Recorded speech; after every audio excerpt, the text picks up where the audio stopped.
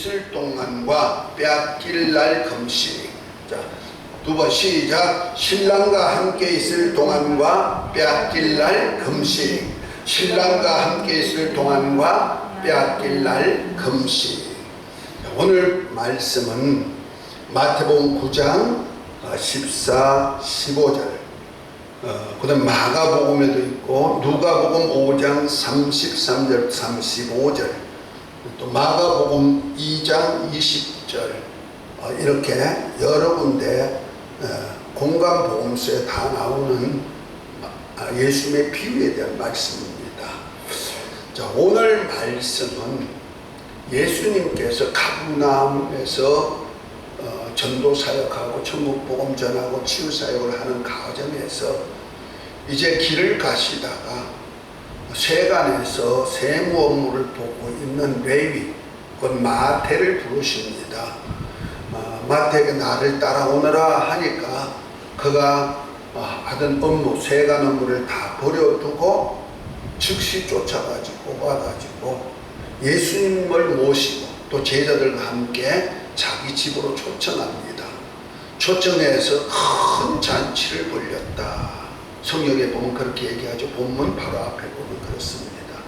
큰 잔치를 벌였는데 거기에는 제자들을 비롯해 가지고 많은 사람들이 초대된 것을 봅니다. 특별히 이제 세금 업무를 보니까 세리들도 많이 왔었고, 그 다음에 돈이 있는 곳에는 언제나 조금 건달들 비슷한 사람들이 좀 끼어요. 그러다 보니 그런 사람들도 많이 초청한 것으로 되어 있습니다. 그런데 그 중에 바리새인과 그들의 서기관들이 그 모습을 보고 뭐랍니까? 예수님들을, 제자들을 비방하는 그가 너희 선생은 어떻게 해서 죄인들과 함께, 레위와 죄인들과 함께 음식을 먹느냐고 하면서 세리와 죄인들과 함께 음식을 먹느냐고 비방을 합니다. 다시 말해서 유대인들로서 죄인 취급하는 사람과 그리 돌아가는 분이 어떻게 함께 자리에 앉아서 음식 먹느냐고 조롱하는 얘기를 하죠. 그때 예수님 뭐랍니까? 의사가 있는 것은 병자가 고치려 하는 일이냐. 그럼 사실 말씀이에요. 나는 의인을 불러온 것이 아니고 죄인을 불러왔고 죄인을 불러 회개시키고 왔다. 그래서 죄인을 불러서 회개시켜서 마치 의사가 병든 자를 고쳐주듯이 죄로 병든 사람을 고쳐주러 왔다. 치료해주러 왔다. 이렇게 말씀을 합니다. 자, 그 말씀 끝에 오늘 본문 마태복음 9장 14절부터 이제 17절까지 쭉 이어지는 얘기지만 오늘은 본문 바로 14, 15절 내용 속에서 이제 나오는 얘기를 함께 할 것입니다. 그때 세례 요한의 제자들이 또한 예수님이 그 마태의 집에서 잔치하고 이렇게 하는 그 자리에 와가지고 딱 보니까 그날은 아마 금식일이었던 것 같아요. 유대인들은 원래 그 당시 예수님 당시 유대인들은 일주일에 2번씩 금식하는 것이 공식화되어 있었고, 그때 아마 바리새인들은 물론이지만은 그 세례 요한의 제자들도 세례 요한이 아마 금식을 그렇게 하게 했던 것 같아요. 그래서 제자들도 세례 요한의 제자들도 금식을 했다는 말이에요. 그래서 자기들이 아는 지식으로는 예수님이 세례 요한이 소개한 메시아로 하는데 메시아가 오더니 유대인들이 하는 그런 습관을 하지 아니하고 그 금식할 날인데도 막 잔치를 열고 식사를 하고 마시고 하는 모습을 보면서 묻는 얘기입니다. 그래서 14절에 보면은 그때 요한의 제자들이 예수께 나와서 말하기를 우리와 바리새인들은 금식하는데 어찌하여 당신의 제자들은 금식하지 아니합니까? 하고 묻자. 그때 예수님께서 대답이 15절 말씀 함께 읽어보겠습니다. 예수께서 저희에게 이르시되 혼인집 손님들이 신랑과 함께 있을 동안에 슬퍼할 수 있느냐? 그러나 신랑을 빼앗길 날이 이르리니 그때는 금식할 것이니라. 이렇게 알지도 못하는 얘기를 툭 이렇게 뱉어냅니다. 이것이 바로 예수님이 비유의 말씀이죠. 듣고 귀 있는 자는 깨달으라고 하신 말씀이거든요. 우리가 요즘 비유의 말씀을 계속 주일마다 풀어가죠. 이 비밀은 굉장한 천국복음이라는 거예요. 특별히 누구에게 깨닫게 한 것이다? 제자들로. 다시 말해서 하늘나라를 유업받아가지고 후사로서 이 땅에서 사역할 뿐 아니라 하늘나라까지 들어가가지고 왕권을 가지고 이스라엘 12지파를 다스릴 수 있는 권리를 부여할 수 있는 그런 제자들. 그래서 마치 마태도 그런 제자 속에 있었으니까 마태가 지금 예수님 제자들과 예수님과 초청해가지고 또 자기가 함께했던 동료들 또 함께했던 이웃들과 초청해가지고 이런 큰 잔치를 여는 이것을 천국 잔치와 같은 것으로 말씀하고 있다는 말이야. 그 천국 잔치가 뭐냐? 결혼식과 같은 잔치다. 우리 결혼식은 어떻습니까? 결혼식은 즐거운 날이죠. 기뻐하죠. 그래서 아주 그날에는 신랑과 함께 결혼식장에 온 손님들은 금식할 수 없지 않느냐. 그러니까 지금 예수님께서 지금 마가의 집에서 마태의 집에서 하는 이 성찬식이 만찬이 뭐다? 결혼식장이다 하면서 예수님은 자신을 신랑으로 표현했다는 거죠. 그리고 신랑과 함께 있을 때 초청된 손님들이 어떻게 금식할 수 있느냐. 좋은 날이고 기쁜 날이니까 함께 즐거워하고 먹고 마시는 것이 합당하지 않느냐. 이렇게 말씀하시면서 하신 말씀이 그러나 신랑을 빼앗길 날이 있을 때인데 그때는 너희가 슬퍼하고 금식할 것이다. 금식 자체가 슬퍼하는 날인 것을 알 수가 있죠. 우리가 보면 금식은 어느 때 하느냐 하면은요, 죽는 사람이 금식합니다. 인생이 태어나면 먹는 것부터 시작하죠. 숨 쉬고 나면 금방 먹는 것부터 시작해요. 하는데 언제 금식을 하느냐? 죽으니까 금식합니다. 죽을 때는 어때요? 사람들이 슬퍼하죠. 또 못 먹는다. 이거는 금식한다니까 슬픈 날이라는 거죠. 어느 때 이제 혼인잔치에서 신랑이 없어지면 어떻게 한다? 금식하는 슬픈 날이 다가온다. 이렇게 지금 말씀하고 있어요. 자, 오늘 이 비유 속에서 우리는 귀한 천국 복음의 비밀을 좀 아시길 예수 이름으로 축복합니다. 성경을 보면은 금식에 대해서 좋은 이미지를 심는 것이 있어요. 특별히 이사야서 58장에 보면 금식장에 대해서 얘기하는데 금식의 유익성 비슷한 말씀을 하셨어요. 이사야서 58장 6절부터 보면 이렇게 말합니다. 나의 기뻐하는 금식은 흉악의 결박을 풀어주며 명예의 줄을 끌어주며 압제에 당하는 자를 자유케 하며 모든 멍에를 끊는 것이 아니겠느냐. 또 줄인 자에게 식물을 나눠주며 유리하는 빈민을 내 집에 들이며 벗은 자를 보면 입히며 또 내 권력을 피하여 스스로 숨지 아니하는 것이 아니겠느냐. 그리하면 내 빛이 아침 빛같이 비칠 것이며 내 치료가 급속할 것이며 내 의가 내 앞에 행하고 여호와의 영광이 내 뒤에 호위하리니 내가 부를 때에 나 여호와가 응답하겠고 너가 부르짖을 때에 말하기를 내가 여기 있다 하리라. 이렇게 표현하고 있어요. 여기에서 금식에 하는 목적에 대한 얘기를 잘 표현하고 있죠. 금식은 왜 하느냐? 하나님이 기뻐하는 금식은 어떤 금식이냐? 내가 지금 남을 압제하고 있을 때, 남을 이렇게 악한 방법으로 결박하고 있을 때, 그럴 때 내가 풀어주기 위한 금식을 한다는 거죠. 그 묶인 것을 해결해주고 나와의 관계에서 어떤 사람이 묶여있다 그러면 그 사람에게 자유를 주기 위해서 내가 뭐한다? 금식을 하는 것이다.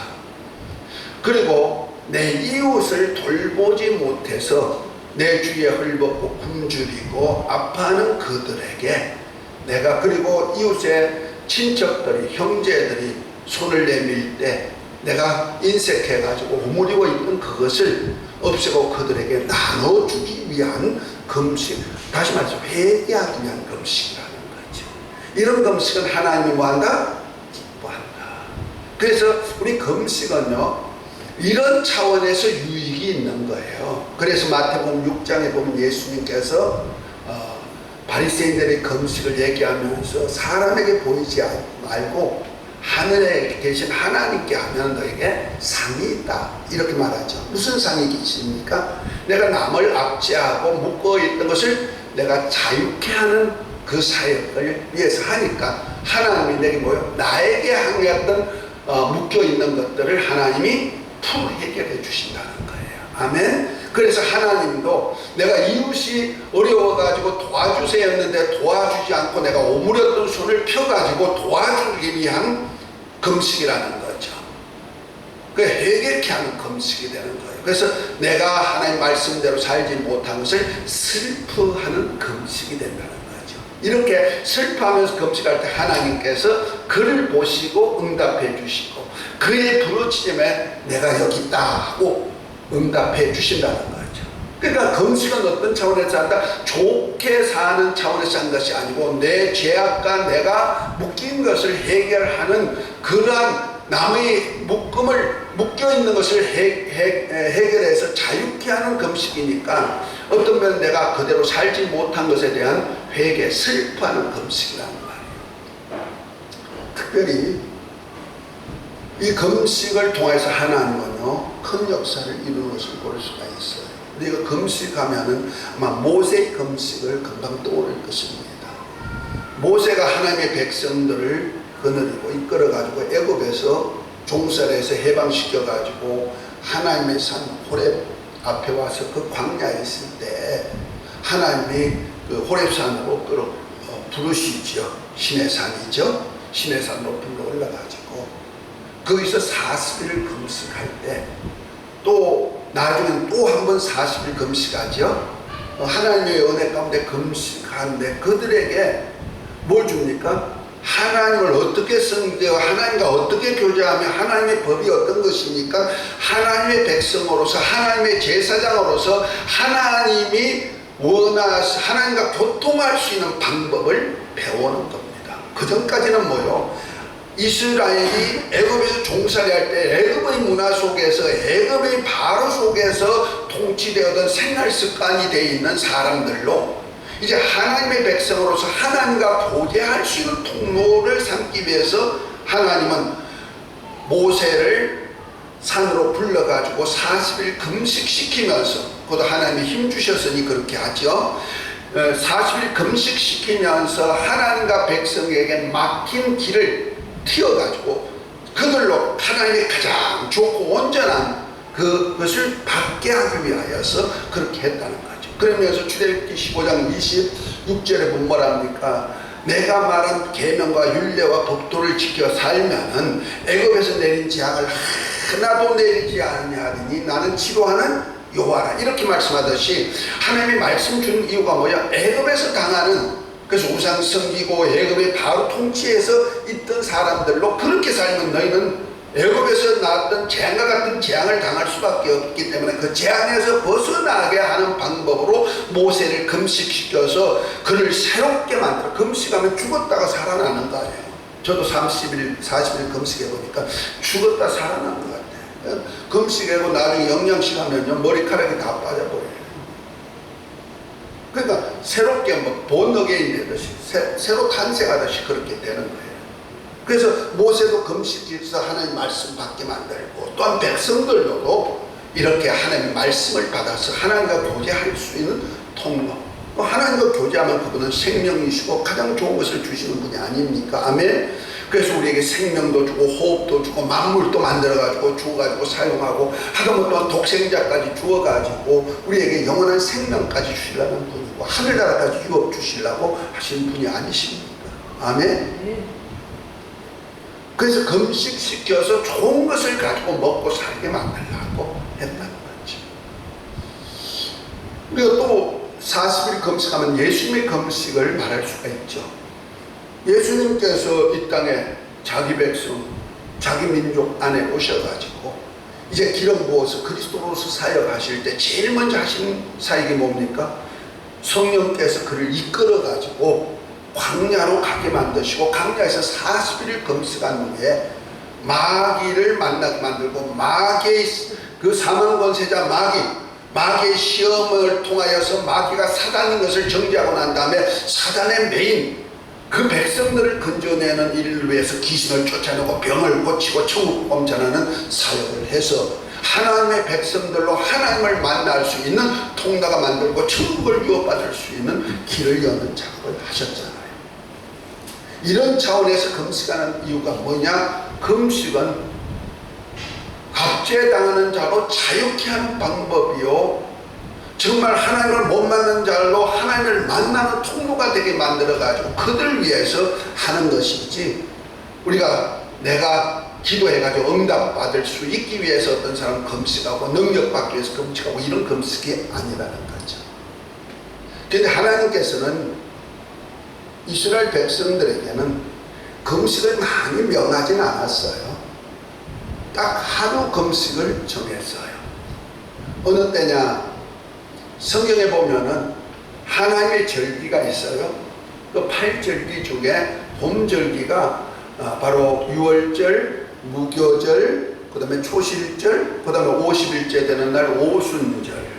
이날은 바로 봄절기죠. 이때는 전부 다 곡식과, 특별히 무교절 7일 동안 지킬 절기, 그 다음에 오순절, 그날은 맥추절이라 그러거든. 보리를 추수한 절기라. 그 추수절기와 다 연결돼요. 추수를 왜 시킵니까? 절기와 추수는 언제나 같이 연결되거든요. 그러면 먹고 살 양식을 주는 절기라는 얘기잖아요. 뭐하라고? 금식하라고? 아니요. 이 절기 때마다 먹고 살라는 거예요. 그럼 겨울, 이제 가을 절기가 또 있어요. 가을 절기는 이제 그 7월 1일 날이 되면은 나팔절, 7월 10날이면 대속제일, 그 다음에 7월 15일은 그 다음에 초막절 해가지고, 초막절 혹은 수장절 해가지고 7일을 지켜요. 그리고 제8일은 대회로서 큰 안식을 갖는, 그래서 먹고 마시고 즐거워하는 그러한 것. 전부 다 절기마다 뭐가 있어요? 초막절은 전부 다 수장절, 가을 추수한 것을 거두어 들여가지고 와가지고 형제들과 나누고 이렇게 하는 거예요. 그러니까 전부 다 잔치와 연결이 돼 있는 것이 절기예요. 그런데 잔치와 연결되지 아니한 절기 한 날이 있어요. 어느 날이냐면 대속제일날, 그 7월 10날이에요. 그 레위기 23장에 보면은 그날에 대해서 어떻게 말을 하냐면은 이렇게 말합니다. 레위기 23장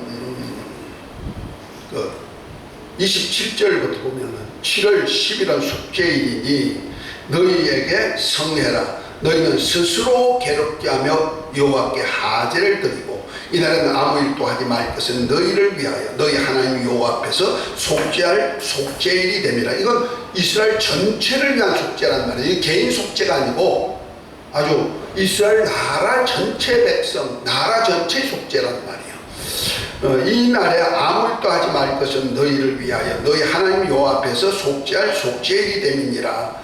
이 날에는 스스로 괴롭게 하지 아니하는 자는 그 백성 중에서 끊쳐질 것이니라. 이 날에 누구든지 아무 일이나 하는 자는 내 백성 중에서 멸절되리니 너희는 아무 일이든지 하지 말라. 이는 너희가 그 가는 각처에서 대대로 지킬 영원한 규례니라. 이는 너희가 쉴 안식이라. 너희는 스스로 괴롭게 하고 이달 9일 저녁 곧 그 먹는 날 이튿날 저녁까지 안식을 지킬지니라. 이렇게 말합니다. 그러니까 하루 종일 뭐 한다? 자기를 괴롭게 하는 날이 있단 말이에요. 대속죄일 날. 이 날이 어떤 날이냐니까 대제사장이 하나님의 양을 잡아가지고 지성소까지 들어가가지고 하나님 보호자 앞에다가 휘장에 7번 뿌리고 하나님의 보호자가 있는 시언자 앞에 속죄소에다 7번 뿌리고 대제사장이 이스라엘의 모든 죄를 고해가지고 은혜를 받아가지고 나오는 날이에요. 나와가지고 아사셀 양에다 안수해가지고 미리 예배한 자로 강야로 보내고 난 다음에 이제부터 에봇을 입고 다시 속죄사역 개인 속죄사역을 하는데 이 날이 대제사장이 들어가서 나오기까지 아무도 성전에 들어갈 수도 없고 레위기 16장에 보면 나와요. 아무도 들어갈 수 없고 이날에는 백성이 하는 일이 뭐냐, 바깥에서 날마다 자기를 괴롭힌단 말이에요. 자기를 스스로 괴롭게 한다는 얘기가 뭡니까? 자기 죄를 통해 하는 거예요. 대속죄이니까. 그러니까 이날에 자기 스스로 괴롭게 하는 그 방편으로 하는 것이 금식이라는 거죠. 먹을 음식을 안 먹는 거예요. 우리는 음식 안 먹으면 슬프잖아요. 나쁘잖아요. 그러니까 그래서 금식 절기가 원래는 1년에 한 번씩 유대인들에게 했는데 유대인들이 바벨론으로 포로로 잡혀가고 난 다음에 거기서 하나님 앞에 제대로 살지 못한 것에 회개하면서 그들이 스스로가 또 금식한 것이 4월의 금식, 5월의 금식, 7월의 금식 이렇게 해가지고 1년에 한 4번 대속죄 금식까지 4번 정도 하다가 나중에 예수님 오실 당시에는 그 유대인의 장로들에 의해 가지고 우리가 더 경건함을 가져야 되지 않겠느냐 해가지고 하는 금식이 일주일에 2번씩 월요일날 목요일날 금식한 거예요. 그 금식의 유래가 그래요. 결과적으로 금식 자체는 하나님 앞에 자신을 회개하고 자기가 지은 죄를 슬퍼하고 괴로워하고 스스로 괴롭히는 날이라는 말이에요. 이것이 없으면 이스라엘에서 끊어져 버리는데 죄인을 구하러 오신 예수님을 만나려면 뭐가 필요해요? 죄인입니다 하는 그 죄에 대한 회개가 필요하는 것을 위해서 금식한다는 거죠. 그런데 바리새인이나 세례요한의 제자들은 일주일에 2번씩 금식하는 것을 하나의 습관으로 돼가지고 이것이 의인 줄 착각하고 의를 자랑하는 얘기가 있죠. 그래서 누가복음에 세리와 바리새인의 기도에 대한 얘기가 나옵니다. 그 바리새인은 어떻게 합니까? 하나님, 나는 저 세리와 같지 않고요, 하루에 일주일에 2번씩 금식하고 10분의 1을 반드시 드립니다 하고 자기 신앙 고백을 하죠. 그런데 세리는 어떻습니까? 나는 죄인입니다 하고 고백했는데 주님 뭐라 합니까? 저 세리가 바로 의로운 빵을 받고 내려갔다 이렇게 말하지 않습니까? 그러니까 바리새인들은 이 금식하고 이런 생활하는 것이 자기가 의롭다고 착각하고 의로운 데 생각하고 의롭게 되는 방편으로 금식을 했다는 거죠. 그런데 예수님은 오늘 본문에서 15절에 보면 뭐라 합니까? 혼인집 손님들이 신랑과 함께 있을 동안에 슬퍼할 수 있느냐고 그랬죠. 슬퍼할 수 있다. 그러니까 금식은 뭐다? 슬퍼하는 거란 말이에요. 자기 죄를 회개하고 통회하고 하나님 주신 풍성한 은혜를 절제하면서 이웃에게 나눠주는 삶을 위하여서 하지 못했던 그 일을 하기 위해서 금식하는 것이라는 거죠. 이해가 되셨으면 아멘. 그래서 대속죄일날에 이스라엘 백성들, 형제들, 나라에서 하지 못했던 죄를 회개하는 법으로 대속죄일날에 회개 제사를 드렸다는 거예요. 이날이 누구냐? 바로 영적으로 보면 예수님이 세상 죄를 지고 가신 하나님의 어린 양으로 십자가에 달려 죽으셨다가 은혜 가는 날 하늘 보호자 앞에 같이 지금도 우리 죄를 위해서 간구하고 계시는 그날이라는 말이에요. 주님이 없는 날이죠. 그러니까 주님께서 하신 말씀이 바로 그날에 대한 얘기죠. 뭐냐면 혼인집 손님들이 신랑과 함께 동안에 슬퍼할 수 있느냐, 그러나 신랑을 빼앗길 날이 이러니 그때는 금식하니까 신랑을 빼앗길 날이 언제나 예루살렘에 들어갔어요. 예루살렘 백성들이 예수님을 죽였잖아요. 죽이니까 결과적으로 죽인 후에 예수님이 죽으셨다가 부활 승천하시고 나니까 예수님이 없잖아요. 그러니까 예루살렘이 원래 계시록 21장에 보면 어린 양의 신부라 그랬거든요.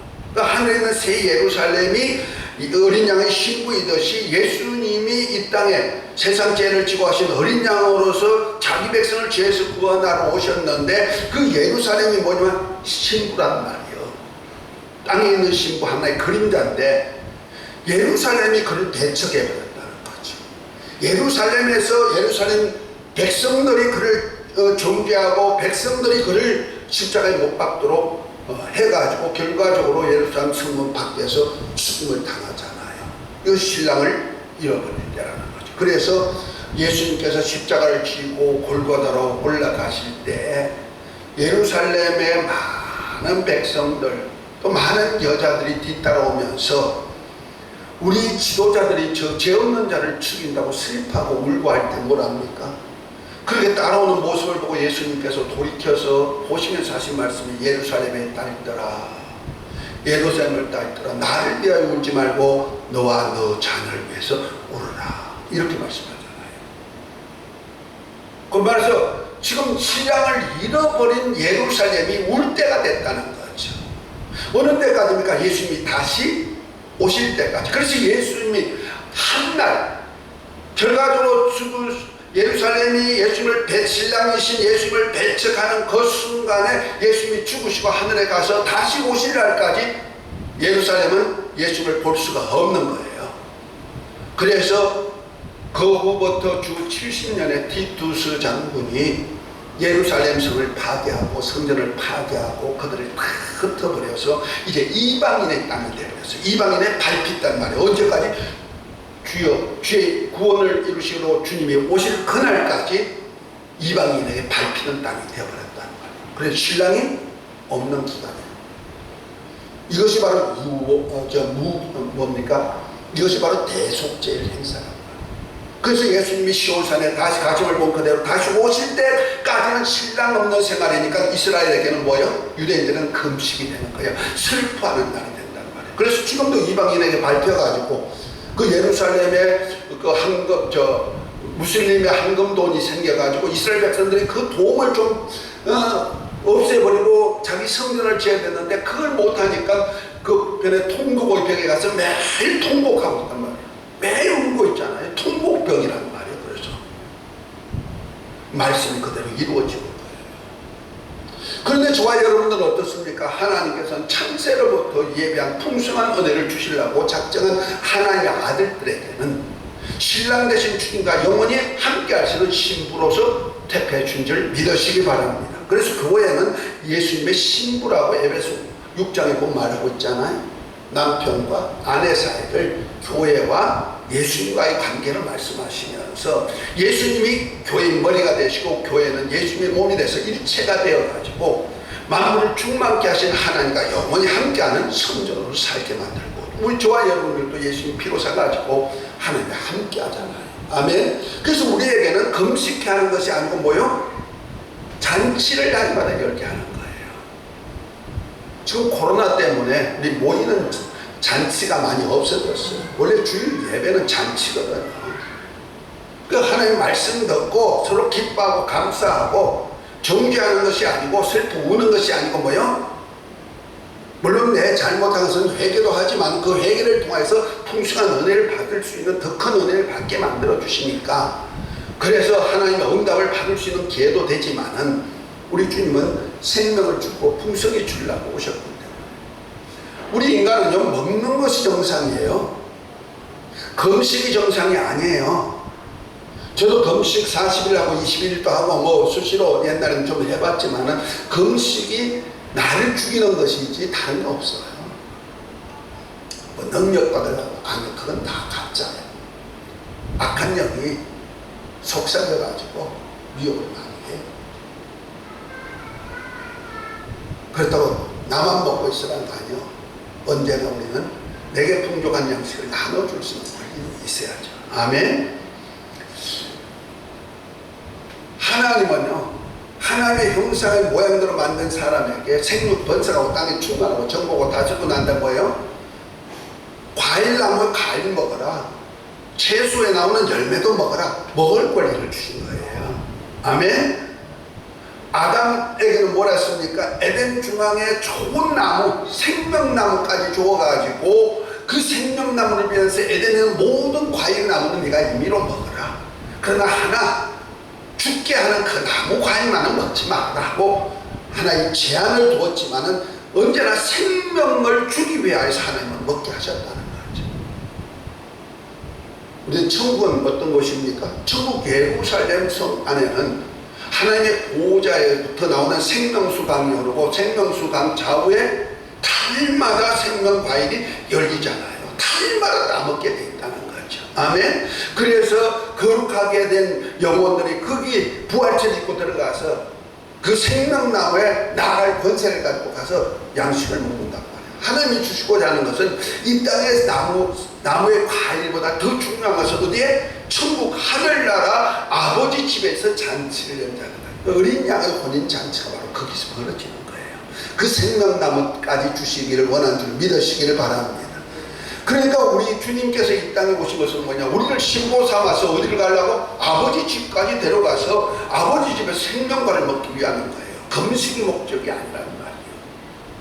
그래서 예수님 오신 것은 뭐랍니까? 도적이오는 도적질하고 죽이고 멸망시키지만 양으로 인정 없은 양으로 생명을 주되 품성이 주라 했다면서 내가 하늘로부터 산떡이다, 양식이다. 내 떡을 먹고 내 몸을 먹고 내 피를 마시면 영생한다 하면서 자신의 몸까지 주어서 양식을 먹여주게 만들잖아요. 아멘.